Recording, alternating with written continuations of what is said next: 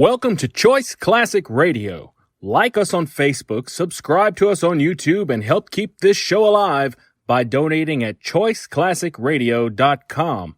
For more of your favorite old-time radio shows, join us on our companion podcast, Choice Classic Radio Detectives, where we bring to you tales from the greatest detective shows the golden age of radio had to offer. And now, with 946 episodes, broadcast on CBS Radio from 1940 to 1962, we bring to you Suspense. Now, Roma Wines present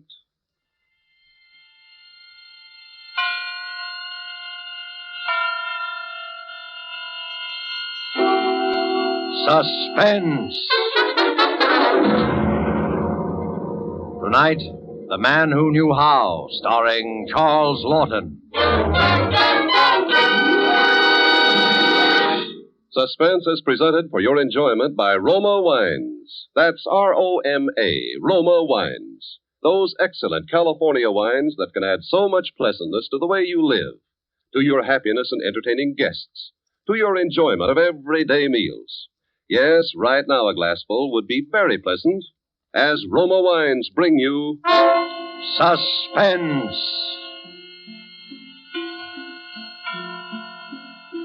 This is the Man in Black, here for the Roma Wine Company of Fresno, California, to introduce this weekly half hour of Suspense. Tonight from Hollywood, Roma Wines bring you a star, Mr. Charles Lawton. And so with Dorothy L. Sayers' intriguing story of The Man Who Knew How, and with the performance of Charles Lawton as Mr. Pender, a law-abiding citizen of suburban London, we again hope to keep you in suspense.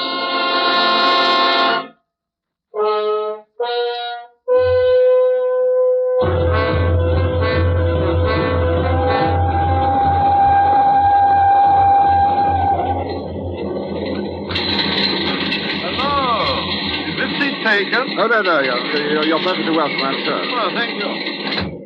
I'm glad to see someone. Matter of fact, night journeys are always a bit tedious, don't you think? Well, I suppose that depends upon one's destination. Huh? Oh. Would you like a book to read? I've a copy of Hangman's Holiday here. I found it extremely... Thank you very much. I never read detective stories. They're so inadequate, don't you think, sir? Most of them are rather lacking in characterization and human interest, but on a railway journey... I wasn't speaking of the characters so much. I meant the crimes. Bungled, you know. Oh, but I All don't these know. dreadful murderers are so incompetent. They bore me. I think you're quite wrong. The criminals in books are usually a good deal more imaginative and ingenious than murderers in real life. Than the murderers who are found out in real life, yes. Even some of those did pretty well before they got pinched. Crippen, for instance. Do you remember Dr. Crippen? Oh, yes, of course. Crippen need never have been caught if he hadn't lost his head and run after America. Well, that's the point, you see. He did lose his head. He bungled the whole business. It could be so simple. Just for argument, if you were going to commit a murder, what weapon or means would you choose? Huh? Me? Let's see. I've never given very much thought to it, actually. I know. Yes. I should use a sandbag. A sandbag? Yes. Worked very successfully in 2 stories I've read recently. A sandbag? Yes. No, pardon me, I didn't mean to be rude, but the clumsiness of it all, so the elaboration, the lies, the paraphernalia, the alibis, absolutely unnecessary. Oh, now, come, you can't expect committing a murder and getting away with it to be as simple as shelling peas. Oh, you think that, do you? Well, you're mistaken. It can be quite simple. Oh. But if it's so easy, how would you set about committing a murder? I? Oh, that's different. I shouldn't have to think twice about it. You see, I know how. Hmm? Oh, you, haven't tried, have you? Oh, my dear fellow, it isn't a case of trying. There's nothing tentative about my method. Well, what is this wonderful method? Well, you don't expect me to tell you, do you? Well, I'd never think of murdering anybody. Oh, yes, you would, if you really believed it was safe. We've all of us got a nice little murder locked up inside, just waiting for a chance to come out. Well, then, why are all these tremendous artificial barriers built up around murder? But the church and By the law. Just because it's everybody's crime, that's why. As natural as breathing. Well, that's ridiculous. Yes, that's what most people would say, but I wouldn't trust them. No, not with sulfate of thanatol to be bought for tuppence at any chemist's. Sulfate of what? Oh, you think I'm giving something away? Well, I'm not. It's a mixture of that and one or two other things, you see. All equally ordinary and cheap. For ninepence you could make up enough to poison the entire cabinet. Of course, it wouldn't do to polish them all off, so many at a time. Might look queer if they all died simultaneously in their bath. Why in their baths? Well, that's the way it would take them. It's not the mixture alone that does the trick, you see. It needs hot water to make the stuff take effect. Really? Just a hot bath, any time from a few hours to a few days after administration. It's quite a simple chemical reaction. Couldn't possibly be detected by analysis. It would look just like heart failure. I've never heard of such a thing. You know, it's very odd how often one seems to read of people being found dead in the bathtub. Have you noticed? No. But look here. If nobody is fit to be trusted with this potent formula... I'm not to be trusted either. Exactly. Well, that's true, but it's past praying for. Now, I know the thing, and I can't unknow it. Unfortunate, perhaps, but there it is. Are we slowing down? Yes, this is rugby. Rugby already? Well, dear me, I've got to get out here. I have a little business to do with rugby. Yes. Well, I'm very indebted to you, sir. I've been quite entertained with your secret formula. Excuse me. What did you say was the name of that stuff? Sulfate of what was that? What? Oh, now, look here. If I were you, I'd just put it out of my head and forget it. Now, there's a good fellow. Forget it. Yes. I'll try to forget it.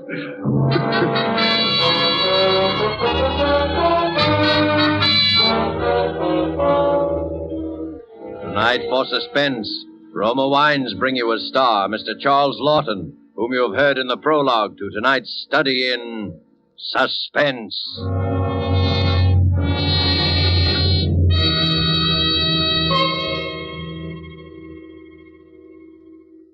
Far to the south of us is our good neighbor country, Ecuador. Let's imagine ourselves there now, dining on the roof terrace cafe of the exclusive Hotel Metropolitano in Guayaquil, Ecuador. Near us, an American has just complimented his hosts on a magnificent dinner, to which his host quickly responds, "Ah, yes, it is true that our foods are famous. But from your land comes a rare delicacy also. It is this superb wine, so excellent that we in Ecuador import it from your United States. My friend, I drink to you in your own delicious Roma wine." Our Ecuadorian friend is right, for Roma wine's superb quality has won such favor in many far places that they import it, enjoy it as a rare luxury. But not so here in America. Here, millions know and enjoy Roma wines as an inexpensive, everyday delight, at meal times and when entertaining. So many, in fact, that Roma is America's largest selling wine. With no high import duties to pay, nor expensive shipping costs, you enjoy these distinguished wines for only pennies a glass. Ask for Roma wines, which bring you old-world winemaking skill, plus Roma's own modern controls and testing. That's ROMA. Roma Wines, America's largest selling wine, made in California for enjoyment throughout the world. And now it is with pleasure that we bring back to our sound stage Charles Lawton in The Man Who Knew How, a tale well calculated to keep you in suspense.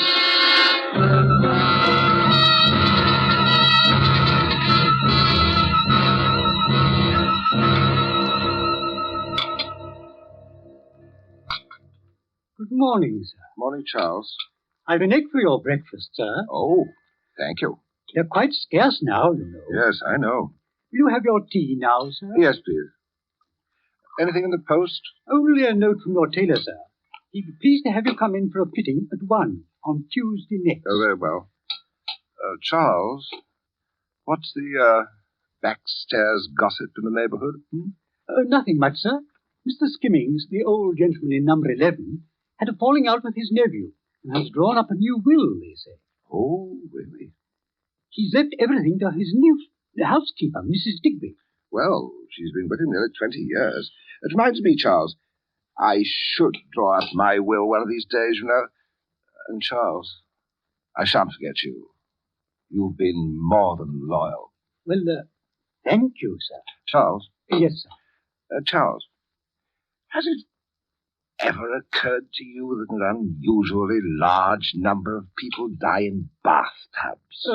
In bathtubs, Yes, sir? you know, they seem to have a heart attack while in their bath and never come out of it. It's a common occurrence, I dare say, sir. There was one in the paper like that this morning. There was? Yes, sir. Right on the front page it was. That's how I happened to notice. Here. It's this account, sir. Let me see. Wealthy manufacturer dies in bath. Mr. Brittlesea it was, sir. One of the Brittlesea's engineering works at Rugby. Rugby? You know him, sir? No. No. But I believe the paper says his wife found the poor man. Heart failure. Oh. It's a very peculiar coincidence. What, sir? Well, I was just thinking that I met a man on the train down from Carlisle last night. He got off at Rugby. He said he had a bit of business there. I wonder what his business is.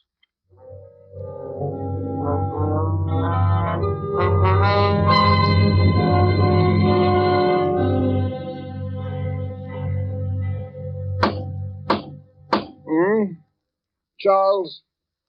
Charles? Charles! Someone at the door. Oh, dear, the bell must be out of order. Charles! Where's another slipper? Charles! All right, just a moment. Just a moment. Is anybody there? I'm coming. I'm coming. Oh, Mrs. Digby. Oh, I didn't mean to rouse you, sir. But Mr. Skimmings never kept a phone in the house, sir. And also, perhaps you could tell me who to call. Well, step inside, Mrs. Digby. Now, what precisely seems to be the trouble, Mrs. Digby? Well, I thought he was a long time in the bath, sir. But I never dreamed. Has Mr. Skimmings been taken ill? Is that what's happened? Oh, worse than that, sir. All blue he is. Dear me. Oh, if only I'd looked in sooner, sir. But you know, a gentleman in his bath, how it is, sir. Yes, correct. I must say I've always been afraid something of this sort would happen. The old gentleman would take his bath so very hard. Well, he's probably had a slight stroke, I don't think. I mean, I dare say the doctor will be able to bring him round. Not likely, sir. From the look of him, he's been dead for some time, sir.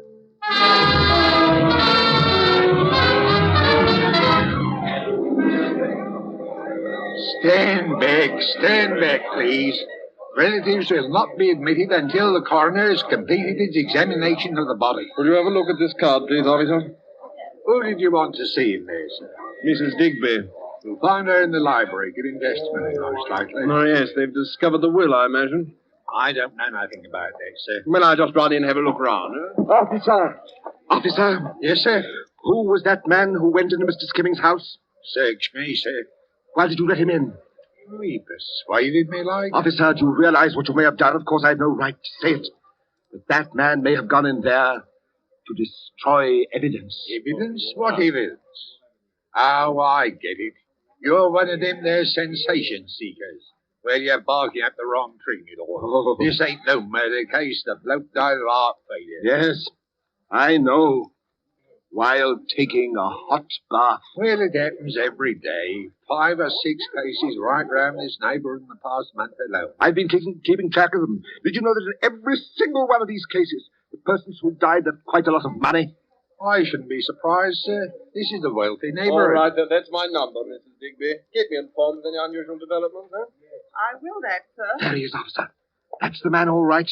What man's that, sir? Well. Hello. We meet again. Yes. I rather imagined we would. Did you know the old gentleman, Mr. Skimming? Only to speak to in the street. Oh, then you live near here, huh? Yes, a 4th house down. I'm just going back. Mind if I walk along? No, of course not. Oh. Odd, our meeting again like this, isn't it? Most peculiar. Do you live in these parts, too? I? Oh, no. I was only here on little matter of business. Last time we met, you had business at rugby. Yes, so I had. But my business takes me all over the country. I never know where I may be wanted an egg. While you were at rugby, that old Brittlesea was found dead in his bath, wasn't it? Oh, yes. Funny thing, coincidence. Left all his money to his wife, I believe. Yeah, she's a rich woman now. Good-looking girl, a lot younger than he was. This is my gate. Oh, already? Will you come in and have a drink? Why, yes, thanks. I should like to very much. I trust your wife won't object to this intrusion. I have no wife. Oh, bachelor's quarters, huh? Yes. I do myself quite well under the circumstances. Oh, I say, you're right. This is capital. Could I have your hat? Oh, thank you. I think my man has gone off to bed, but I dare say we can manage. Well, this way, please. Yeah. Well, that fire looks good. Do you take soda? Yes, please. It's remarkable how many people have been found dead in their baths lately, isn't it? You think it's remarkable? Well, I don't know. Perhaps it is. I suppose I've been taking more notice on account of that conversation we had on the train. Oh. It's a curious thing how when once your attention is attracted to any particular set of circumstances, that set of circumstances seems to haunt you, eh? True. Now, let's say you get appendicitis. Now, immediately the newspapers are filled with paragraphs about people who have died of or recovering from appendicitis. True. Huh? You see it mentioned in all the magazines. You discover that many of your friends and acquaintances have had appendicitis. The thing seems rather to pursue you. Yes, eh? that's exactly how it is. And all these bathtub deaths, the sequence of events and the same in education, the hot bath and the discovery of the body and then the inquest, the medical opinion, always the same. Death due to heart failure following immersion in too hot water. Mm-hmm. It just makes me wonder, you know how one does, whether anybody else had happened to hit on that drug you mentioned. What was the name of it now? Oh, I shouldn't think so. I fancy I'm the only person who knows about that. Are you a chemist? Well, I'm a bit of everything. Sort of a general utility man. I do a good bit of studying on my own, too. I see you've got some very interesting books here. Hmm? Yes, I collect modern first editions. May I see that green volume there, please? Oh, certainly. I'll fetch it down. The Henry James. Quite a bargain, really. Here we are. Oh, thank you. Oh, yes, an interesting hobby. E. Pender. That's your name, Pender? Yes. Everett Pender. You have the advantage of me now, sir. Oh, well, I'm one of the great Smith clan, and work for my bread. Here's your drink. You're retired, I suppose. Oh, thank you. Yes, only recently. I was in a bank until I came into this bit of money. Well, you're one of the lucky ones, not married, comfortably fixed. As I dare say, you won't be needing any sulfate of What? Any useful drugs in the near future? No.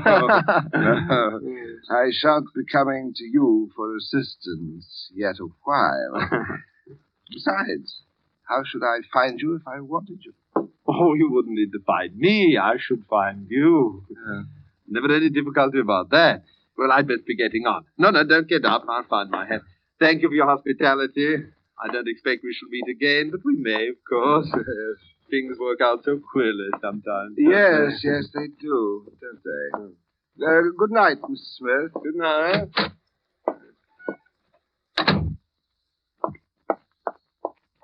I beg pardon, sir. Oh, hello, Charles. I thought you'd gone to bed. I heard voices and thought you might be wanting something. Oh, that was just an acquaintance stopped in for a drink. He's gone. Shall I take the glasses? Yes, thank you. Do you wish to finish yours, sir? Mr. Pender. What? Your drink, sir. Do you wish to finish it? Oh, yes, of course. Thought I had. There you are. I'll draw your bath when you're ready for it, sir. Oh, there's no hurry. Tell me, Charles, did you ever notice a tall chap with very thick spectacles and curly grey hair calling on Mrs. Digby? Why, yes, come to think of it, I have, sir. But then he always seems to be about whenever there's a death in the neighborhood. Lately, that is. Did you ever talk with him, Charles? Why, not to mention it, sir. You did talk to him, Charles. Why are you so upset? Well, sir, it was about Mr. Skimmings changing his will in favor of Mrs. Digby. And the grey-haired gentleman, Smith, I believe his name is, asked whether you hadn't changed your will lately. Did you tell him I'd left everything to you? Not in so many words, sir. But you gave it away. So that's his game. Oh, good Lord in heaven, what is it, sir? That drink. He poured it while I was getting a book down from the case. What is it, sir? Charles, under no circumstances am I to have a hot bath for at least 2 weeks. Do you understand? No hot baths. Very well, sir. Charles, in the paper, has anyone else died in his bath? Why, as it happens, yes, sir. Here it is, sir. The inquest will be held tomorrow at 3. The inquest. The inquest. Yes, Charles. I know what my duty is. I shall be at that inquest tomorrow.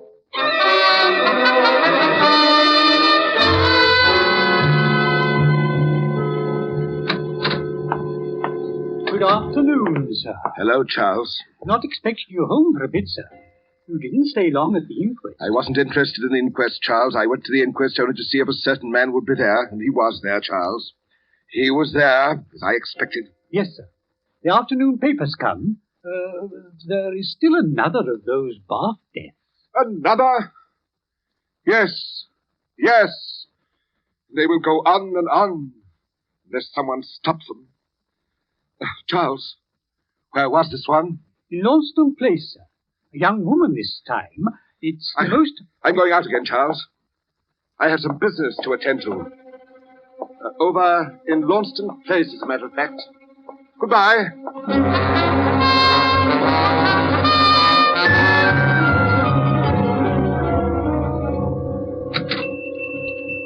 Yes, sir. What can I do for you, sir?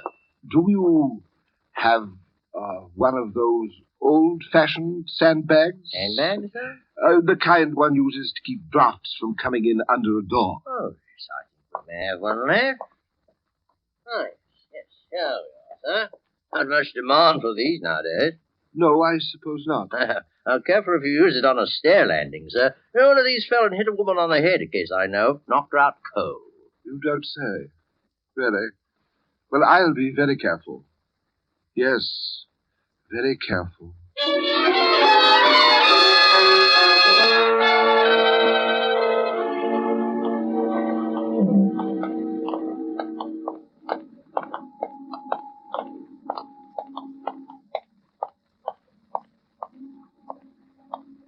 Hello, Bobby. You got a light there?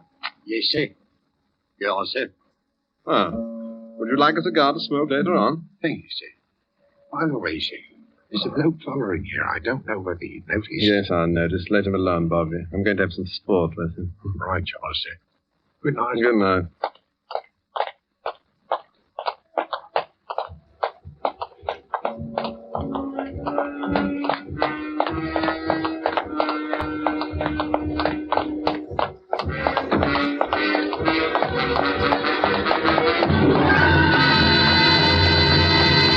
Hello, Panda!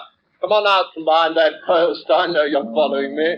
I've known it ever since I left Launceston Place. You should have told that Bobby to arrest me. Now, why should I? Because I am going to kill you. Why ever do you want to do things like that? To put an end to one of the most fiendish careers in the annals of crime. You've committed your last murder, Mr. Smith. Come, look here, old boy. My name's not Smith at all. I'm William Buckley. And I didn't imagine it was really Smith. Do you actually believe that I'm responsible for all these bathtub deaths? Do you deny that you are? Why should I? You told me yourself you're the only man who knows the formula for the poison. Sulfate of Thanatos? Oh, yes, indeed. You have me there, Penda. And you stood to profit by every one of those deaths, didn't you, Mr. Buckley? You have me there, too. Now, look here, Penda. You're a great reader of crime stories. Haven't you ever wished someone would commit the perfect crime and get away with it just once? Yes, I have. God help me. But I don't anymore. I saw old Skimmings dead in his bath, blue and horrible. The man who committed that outrage must die. Pender, wait. You, Buckley. You, Buckley. Pender, you're You mad. must You don't know die. what you're doing. Pender, you don't...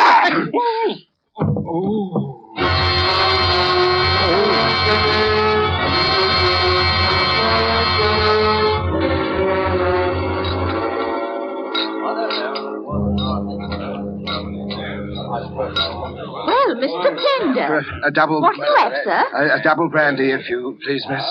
You're wearing off a cold, eh? Yes, You don't that's look at all well, if I may say so, sir. Ought to be home in bed, you had. I dare say, miss. You got the coin for the phone, Gibbons? Right away, sir. What's up, Tom? You promised not to beat me to the phone, and I'll tell you. If it's interesting like murder, my paper wouldn't print it anyway. Come on, tell me, what is it? Bill Buckley, of all people. What? He'd gone to an inquest. Some woman died in her bath. Buckley must have been on his way to interview the husband at his laboratory. It was a rough district close to the river. Somebody crept up on him and gave him such a blow it broke his neck. Good Lord. Police say it must have been a sandbag.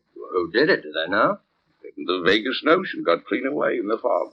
That's too bad. Bill Buckley was a great crime reporter. He was a decent sort, too. Yes, I worked with him for a time. Great sport, no end of a leg puller. No. Did you ever hear about that sulfate of thanatol stunt he used to work? No, what was that?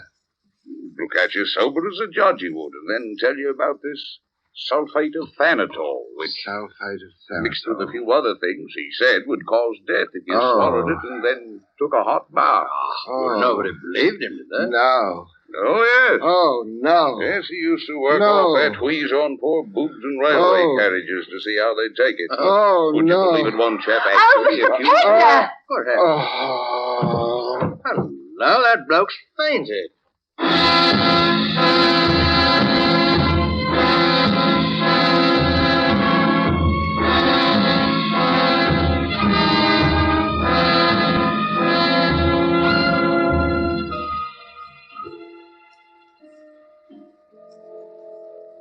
How's the old boy feeling now, Charles? Much better, sir.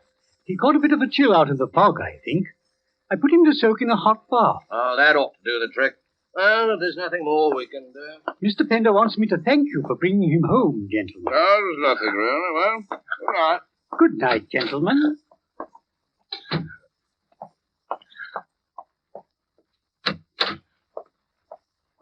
Is your bath hot enough, sir? Mr. Pender. Mr. Pender. I found out the name of that drug, Charles.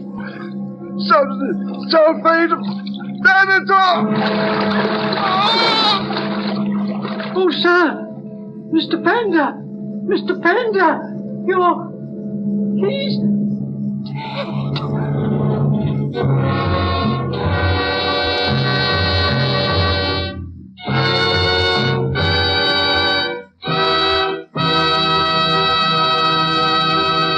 And so closes The Man Who Knew How, starring Charles Lawton.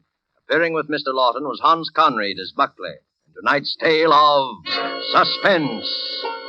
Suspense is produced and directed by William Spear. Have you had the thrilling experience of enjoying a meal with delightful Roma wines? Well, tomorrow evening, we suggest that when serving your dinner, whether it be fish, meat, or poultry, just place a well-chilled bottle of your favorite Roma wine, Sauterne, Burgundy, or Claret, on the table with the meal. You'll be in for a new experience in just how good even the simplest everyday foods can be when served with superbly flavored Roma wines. Don't put off discovering how much these delicious and inexpensive Roma wines can add to the pleasure of everyday living. Remember, thousands make Roma wines their daily standby for greater enjoyment at a cost of only pennies a glass. Ask for R-O-M-A, Roma Wines, America's largest selling wine, made in California for enjoyment throughout the world. Next Thursday, same time, you will hear Miss Agnes Moorehead and Mr. Ray Collins as stars. They will be heard in The Diary of Sophronia Winters by the distinguished radio playwright Lucille Fletcher. Don't forget to listen next Thursday to Suspense. Presented by Roma Wines, R-O-M-A, made in California for enjoyment throughout the world.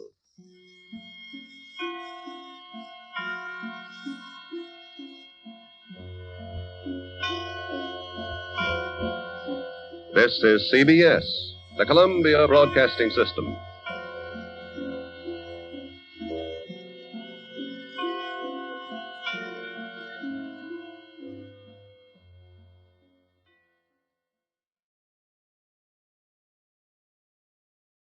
That concludes today's episode.